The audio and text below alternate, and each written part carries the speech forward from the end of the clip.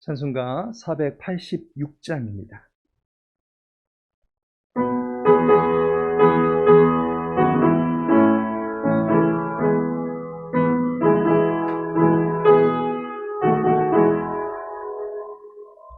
이 세상에 근심되는 이만큼 참 평안을 몰랐구나. 내 주 예수 나로라 부르시면 또 평안히 쉬리로다. 주 예수의 구원의 은혜로다. 참 기쁘고 즐겁구나. 그 은혜를 영원히 누리겠네. 또 평안히 쉬리로다. 이 세상에 번거한 일만큼 참 쉬는 날 없었구나. 내 주 예수나 사랑하시고는 또 평안히 쉬리로다. 주 예수의 구원의 은혜로다. 참 기쁘고 즐겁구나. 그 은혜를 영원히 누리겠네. 또 평안히 쉬리로다. 이 세상의 죄악됨이 이만큼 참 죽을 일사였구나. 내 주 예수나 건져주시오니 또 평안히 쉬리로다. 주 예수의 구원의 은혜로다. 참 기쁘고 즐겁구나. 그 은혜를 영원히 누리겠네. 또 평안히 쉬리로다. 시편 37편입니다. 시편 37편 함께 읽도록 하겠습니다. 악을 행하는 자들 때문에 불평하지 말며 불의를 행하는 자들을 시기하지 말지어다. 그들은 풀과 같이 속히 배임을 당할 것이며 푸른 채소같이 쇠잔할 것이미로다. 여호와를 의뢰하고 선을 행하라. 땅에 머무는 동안 그의 성실을 먹을거리로 삼을지어다. 또 여호와를 기뻐하라. 그가 네 마음의 소원을 네게 이루어 주시리로다. 내 길을 여호와께 맡기라. 그를 의지하면 그가 이루시고 내 의를 빛같이 나타내시며 내 공의를 정오의 빛같이 하시리로다. 여호와 앞에 잠잠하고 참고 기다리라. 자기 길이 형통하며 악한 꾀를 이루는 자 때문에 불평하지 말지어다. 분을 그치고 노를 버리며 불평하지 말라. 오히려 악을 만들 뿐이라. 진실로 악을 행하는 자들은 끊어질 것이나 여호와를 소망하는 자들은 땅을 차지하리로다. 잠시 후에는 악인이 없어지리니 네가 그곳을 자세히 살필지라도 없으리로다. 그러나 온유한 자들은 땅을 차지하며 풍성한 화평으로 즐거워하리로다. 악인이 의인 치기를 꾀하고 그를 향하여 그의 일을 가는도다. 그러나 주께서 그를 비웃으시리니 그의 날이 다가옴을 보심이로다. 악인이 칼을 빼고 활을 당겨 가난하고 궁핍한 자를 엎드러뜨리며 행위가 정직한 자를 죽이고자 하나 그들의 칼은 오히려 그들의 양심을 찌르고 그들의 활은 부러지리로다. 의인의 적은 소유가 악인의 풍부함보다 낫도다. 악인의 팔은 부러지나 의인은 여호와께서 붙드시는도다. 여호와께서 온전한 자의 날을 아시나니 그들의 기업은 영원하리로다. 그들은 환난 때에 부끄러움을 당하지 아니하며 기근의 날에도 풍족할 것이나 악인들은 멸망하고 여호와의 원수들은 어린 양의 기름같이 타서 연기가 되어 없어지리로다. 악인은 꾸고 갚지 아니하나 의인은 은혜를 베풀고 주는도다. 주의 복을 받은 자들은 땅을 차지하고 주의 저주를 받은 자들은 끊어지리로다. 여호와께서 사람의 걸음을 정하시고 그의 길을 기뻐하시나니 그는 넘어지나 아주 엎드러지지 아니함은 여호와께서 그의 손으로 붙드심이로다. 내가 어려서부터 늙길까지 의인이 버림을 당하거나 그의 자손이 걸식함을 보지 못하였도다. 그는 종일토록 은혜를 베풀고 부어주니 그의 자손이 복을 받는도다. 악에서 떠나 선을 행하라. 그리하면 영원히 살리니 여호와께서 정의를 사랑하시고 그의 성도를 버리지 아니하심이로다. 그들은 영원히 보호를 받으나 악인의 자손은 끊어지리로다. 의인이 땅을 차지하며 거기서 영원히 살리로다. 의인의 입은 지혜로우며 그의 혀는 정의를 말하며 그의 마음에는 하나님의 법이 있으니 그의 걸음은 실족함이 없으리로다. 악인이 의인을 엿보아 살해할 기회를 찾으나 여호와는 그를 악인의 손에 버려두지 아니하시고 재판 때에도 정지하지 아니하시리로다. 여호와를 바라고 그의 도를 지키라. 그리하면 네가 땅을 차지하게 하실 것이라. 악인이 끊어질 때에 네가 똑똑히 보리로다. 내가 악인의 큰 세력을 본즉 그 본래의 땅에 서 있는 나무 잎이 무성함과 같으나 내가 지나갈 때에 그는 없어졌나니 내가 찾아도 발견하지 못하였도다. 온전한 사람을 살피고 정직한 자를 볼지어다. 모든 화평한 자의 미래는 평안이리로다. 범죄자들은 함께 멸망하리니 악인의 미래는 끊어질 것이나 의인들의 구원은 여호와로부터 오나니 그는 환난 때에 그들의 요새이시로다. 여호와께서 그들을 도와 건지시되 악인들에게서 건져 구원하심은 그를 의지한 까닭이로다. 아멘. 오늘은 시편 37편 함께 산책하도록 하겠습니다. 며칠 전 BTS 그룹이 백악관에 초청을 받게 되었다라는 기사가 실렸습니다. BTS는 전 세계에 아미라고 하는 팬층을 형성하고 있는 월드 클래스 뮤지션 그룹입니다. 이들이 발매한 노래 가운데 뱁새라는 노래가 있습니다. 우리 사회에 만연해 있는 사회적, 경제적 불평등을 꼬집고 있는 노래입니다. 그 가사의 내용을 보면 황새와 뱁새가 같은 초원에서 뛰는 거니까 서로 달리기를 해보면 어떨까라고 합니다. 황새와 뱁새는 생태적 수준서부터 다릅니다. 뱁새가 황새를 따라 잡으려다가는 가랑이가 찢어지는 법입니다. 동물의 세계를 빗대어서 작금의 금수저와 흙수저의 생태적 불평등을 비판하고 있는 내용을 담고 있습니다. 해도 안 된다라고 하는 젊은이들의 절망 섞인 마음을 반영합니다. 불공정하다라는 것입니다. 우리 사회를 두고 팔꿈치 사회다라고 합니다.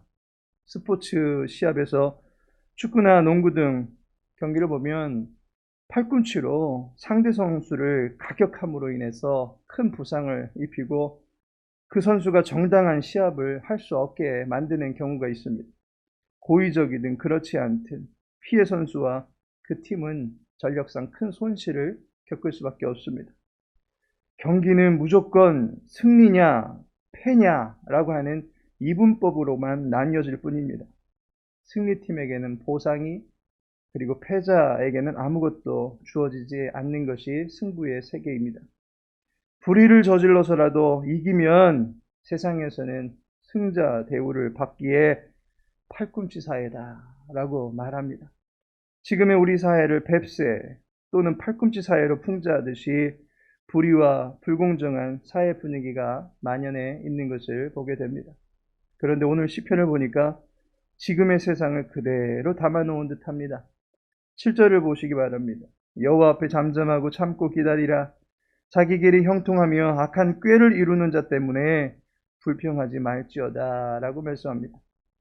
악한 꾀를 가지고 살아가는 사람들이 있는데 어쩐 일인지 그들이 이 생에서 잘 되는 모습을 보게 되더라는 것입니다. 종말론적으로 여호와께서 악인에 대한 심판을 하실 것은 분명합니다. 하지만 현실적으로 종말은 멀게만 느껴집니다. 악인들은 악행과 속임과 불의로 인해서 경제적인 우위를 차지해 나가는 것을 보게 됩니다. 그리고 그러한 사람들이 사회적으로 힘을 갖고 힘을 행사하는 것을 보게 됩니다.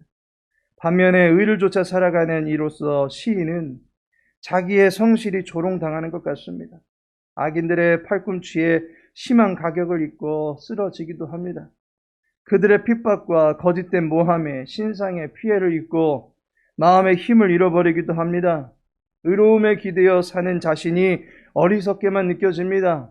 때로는 술수도 부리고 요령도 피우고 거짓도 가미해 가면서 오로지 자기 이익을 위해 애도 써보고 싶은 아찔한 생각도 들곤 합니다. 지금을 사는 우리들도 재물의 수준이 힘과 지위로 평가받는 사회에서 도박이니 일확천금을 얻는 횡재를 기대하며 사는 것이 그나마 소망이고 희망인 것처럼 여겨지는 것을 보게 됩니다. 이런 마음이 충분히 들 수 있는 상황에서 본문의 시인이 갖고 있는 자세에 한번 눈여겨볼 필요가 있습니다. 불의와 불공정의 시대를 살아가는 시인은 어떠한 자세를 갖추고 있습니까? 1절을 보면 악을 행하는 자들 때문에 불평하지 말며 불의를 행하는 자들을 시기하지 말지어다 라고 말합니다. 시인이 악을 행하는 자들 때문에 불평과 시기가 생겨날 수 있는데 그러지 말자라고 다짐합니다. 여기서 불평이라고 하는 것은 끓어오르다라는 의미입니다. 남비의 물이 부글부글 끓어오르고 결국에는 흘러넘치는 경우가 있습니다. 삭혀지지 않는 분노가 끓다 못해서 이처럼 넘쳐버리게 되면 어떻게 됩니까? 이 부조리한 세상을 탓하기도 하고 이러한 세상에서 사는 내가 비참하고 불쌍하다라는 생각이 들 수도 있습니다.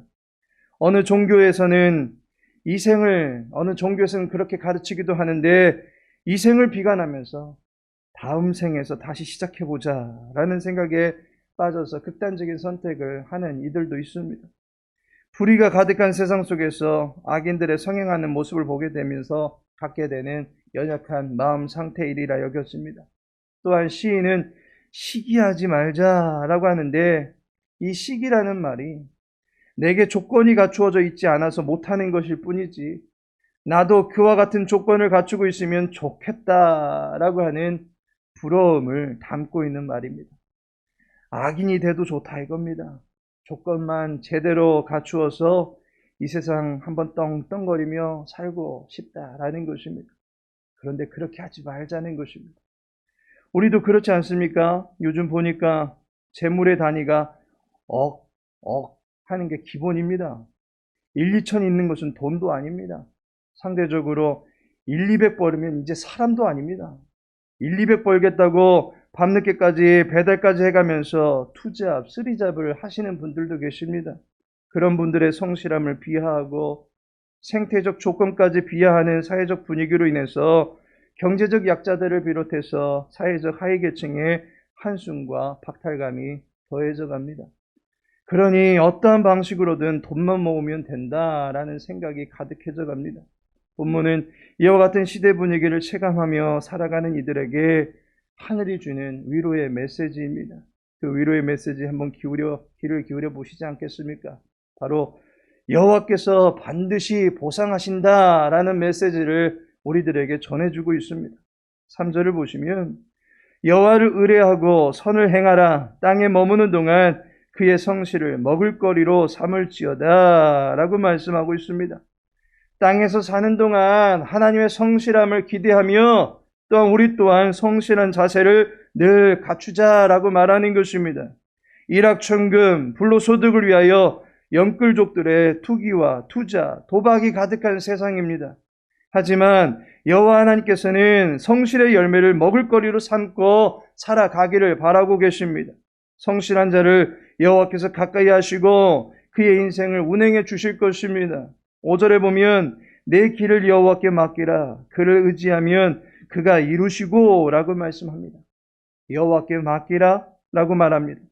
악과 거짓으로 축적한 부에 대하여 부러움의 마음들은 다 내려놓고 그로 인해서 분노가 끓어오는 그런 모든 마음들을 내려놓고 오직 성실함으로 살아가면서 자신의 인생을 여호와께 맡기라라고 말합니다. 그러면 여호와께서 이루어 주신다는 것입니다. 여호와께서 우리의 인생을 결코 부끄럽지 않고 그리고 다른 그 무엇을 부러워하지 않을 정도의 인생으로 만들어 주시겠다라고 약속하고 계십니다. 맡기라라고 하는 말은 굴린다라는 말입니다. 여호와께서 우리의 인생을 굴리면 어떻게 됩니까? 우리 인생의 모든 수치들이 우리 인생에서 굴러가게 되어 있습니다. 가진 것이 없어서 수치스러우십니까? 그 수치를 굴려버리십니다. 여호수아 5장 9절에 보니까 여호와께서 여호수아에게 이르시되 내가 오늘 애굽의 수치를 너희에게서 떠나가게 하였다 하셨으므로 그곳 이름을 오늘까지 길갈이라 하느니라 라고 말씀하고 있습니다. 수치를 떠나가게 하셨다? 이 말이 바로 굴려버리셨다라는 말입니다. 애굽의 수치가 우리의 인생에서 굴러가게 만들어 버리신 분이 여호와 하나님이십니다. 애굽의 수치가 무엇이었습니까? 바로에게서, 악인에게서 학대를 받던 삶입니다. 악인의 폭정과 불의한 명령에 시달리던 삶입니다. 바로는 여호와의 말씀 앞에서도 완강하게 버티다가 종국에는 자기 자식을 죽게 만들고 자기를 따르던 수많은 군사들을 홍해물 속에 수장시켜버린 악인 중에 악인입니다. 그런데 그런 악인을 꼼짝 못하게 만들어 버리셨습니다. 악인의 온갖 행포가 우리의 삶에서 굴러가게 만들어 버리십니다. 애굽의 수치는 불의한 권세 아래 종살이하던 삶이었습니다. 노동만 착취하고 제대로 된 대우를 해주지 않았습니다. 노예로 그 땅에 들어간 것도 아니었는데 그 땅에서 수가 많아진다라는 이유로 원주민의 권위는 높여주고 유목민들의 지위는 무시해버렸습니다. 나름대로 사회적 불평등을 조장한 그런 상황에서 이스라엘 백성들은 법적 보호를 받지 못한 채 채찍과 착취의 삶을 당할 뿐이었습니다. 어디에다가 하소연합니까? 나라 자체가 불법의 나라인데 어디에 억울함을 호소하겠습니까? 이스라엘 백성들이 이때 이 상황이 너무 처절하고 힘이 들어서 여호와께 부르짖었던 것입니다. 그러자 여호와 하나님께서 내 백성의 부르짖음을 들었노라고, 내 백성이 학대받는 것을 보았노라고 하시면서 애굽에서 그들을 이끌어내서 살려주신 것입니다. 애굽의 모든 수치를 박살내신 분이 여호와 하나님이십니다. 이러한 인생 되게 만들어 주시겠다라고 약속해 주시는 것입니다. 여호와를 기다리는 자에게 여호와께서 그의 성실의 대가를 지어 주시겠다라고 하시는 것입니다. 16절을 보시기 바랍니다. 의인의 적은 소유가 악인의 풍부함보다 낫도다. 아무리 상대적으로 빈곤하고 부족함이 있다 할지라도 의인은 적은 소유 속에서도 자족할 수 있는 힘을 갖게 됩니다. 그리고 염려하지 않습니다. 왜냐하면 19절의 말씀과 같이 기근의 날에도 풍족할 것이나 라고 말씀하고 있습니다. 기근이 찾아와도 어려움이 찾아와도 버틸 수 있는 힘을 여호와께서 마련해 주시기 때문입니다.